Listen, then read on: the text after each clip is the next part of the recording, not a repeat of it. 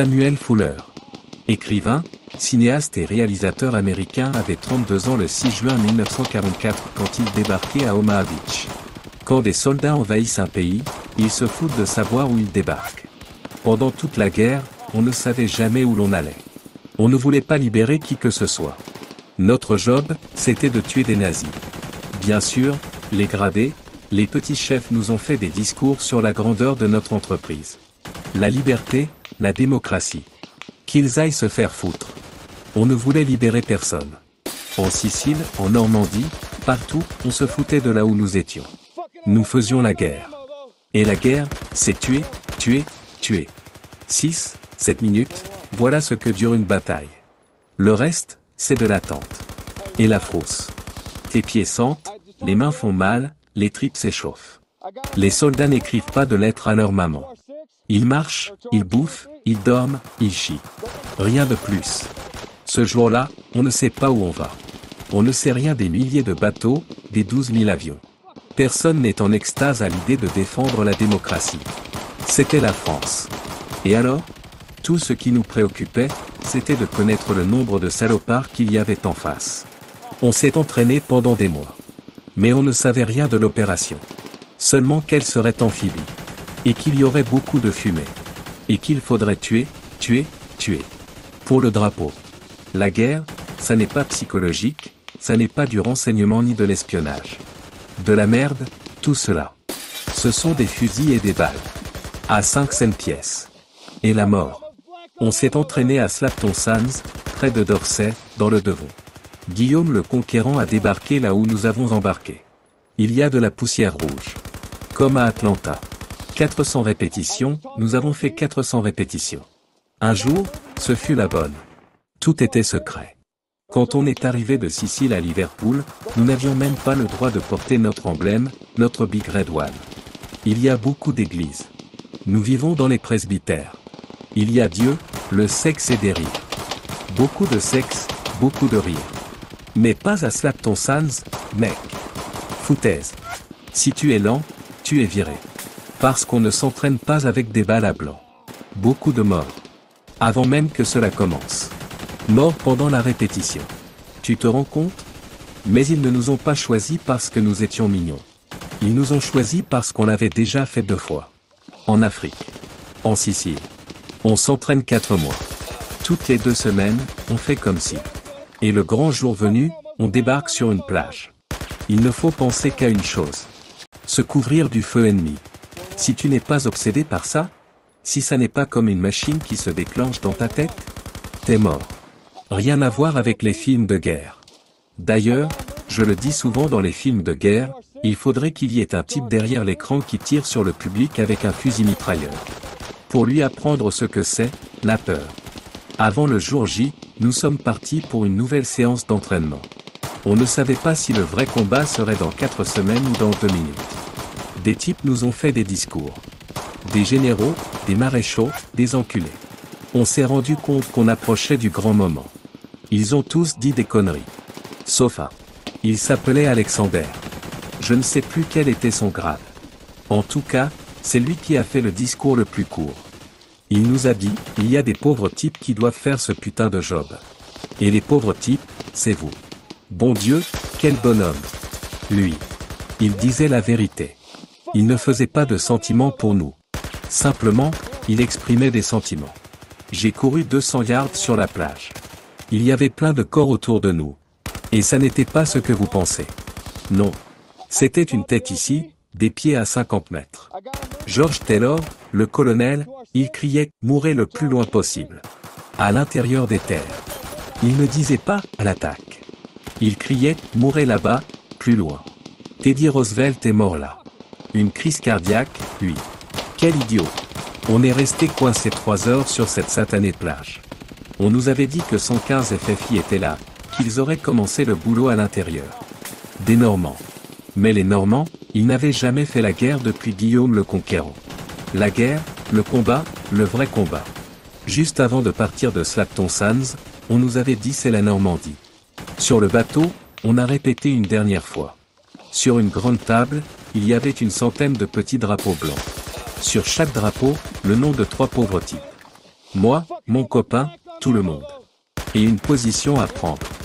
Sur le mur, ils avaient affiché un grand dessin d'Omaha Beach. N'importe quoi. Car il n'y avait pas l'essentiel. Les mines, que les Allemands avaient passé 4 ans et demi à semer là. On a d'abord embarqué le 5 juin, à 3 heures du matin. Et puis on a fait demi-tour. Et on s'est arrêté, là, au milieu de la mer. Il faisait un temps de merde. Trop mauvais pour passer à l'action. Parler? Tu es fou. On ne parle pas sur un bateau comme ça, dans des conditions pareilles. Les plaisanteries? Les dés? Tout ça, c'est dans les livres. Mais un soldat, ça mange, ça dort, ça chie, c'est tout. Ça tue le temps. Et puis l'ennemi. On est reparti à 2 heures du matin le 6. Tout était noir. Pas une étoile. Mais bientôt, le bruit. Des explosions. L'artillerie, sur le rivage.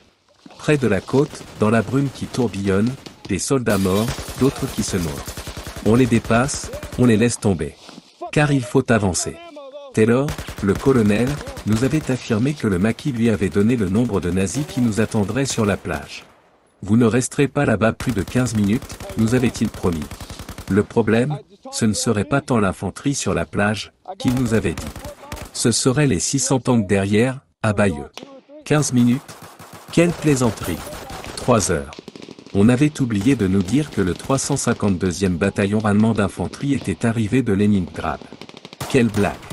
On croyait les avoir tout descendus en Afrique. Ils venaient à Saint-Lô pour se reposer, croyait-il. Les filles, le schnapps. Mais von Rundstedt et Rommel voulaient les garder en forme. Donc, exercice. Avec son bâton, Rommel a choisi un point au hasard sur la carte. Sans regarder. Il est tombé sur Colleville. Le 6 juin. Pauvre bougre. Au début, il croyait qu'on faisait partie de l'exercice. Mais attendez, je vais trop vite. D'abord, la plage. Sur le bateau, un sergent demande à Taylor en quoi les avions vont nous aider. Ils vont bombarder la plage toute la nuit, a répondu le colonel. Ils vont faire péter les mines. Et puis surtout, ils vont faire des trous sur la plage, des centaines de trous. Pour qu'on puisse se cacher, échapper au feu d'en face. Mais c'est con, ils ont manqué la plage. Ils ont tapé à l'intérieur des terres. Ou dans l'eau. Quand mon sergent a vu la plage, il a cherché les trous. Et puis il a gueulé. Le choc. D'autant qu'on croyait surprendre quelques centaines de types à peine. Et qu'on avait appris à en démolir plus de 100 au quart d'heure. Or, en face de nous, on avait 9 gros mortiers, qui peuvent vous mettre un calibre 88 en plein dans l'œil. 3 heures, je vous dis. De 6h30 à 9h15, on n'a pas bougé. Personne. Et les vagues d'assaut continuaient d'arriver. On s'entassait. Des pertes terribles. Tout ce qu'on avait appris à Slapton Sands était tout d'un coup inutile. Nous, la Big Red One, on avait 3 positions à saisir, 3 trouées dans la dune. Mais le vent nous avait déportés.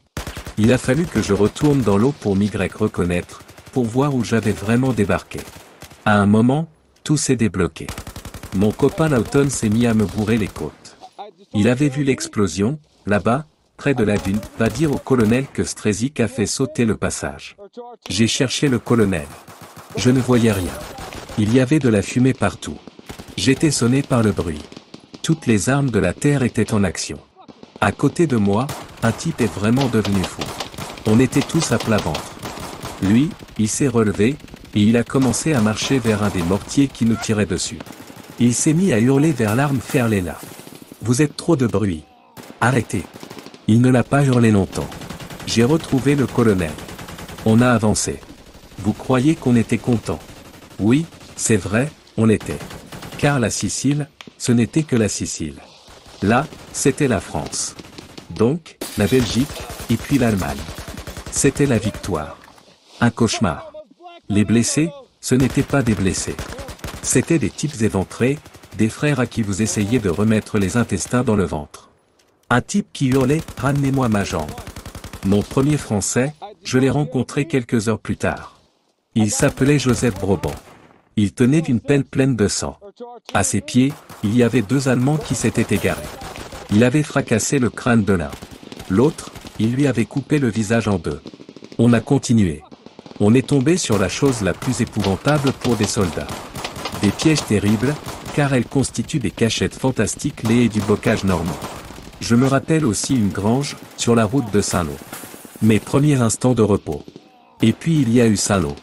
Le dernier duel aérien de toute la guerre. Je l'ai vu. Je me rappelle un corps qui tombe de l'avion vaincu.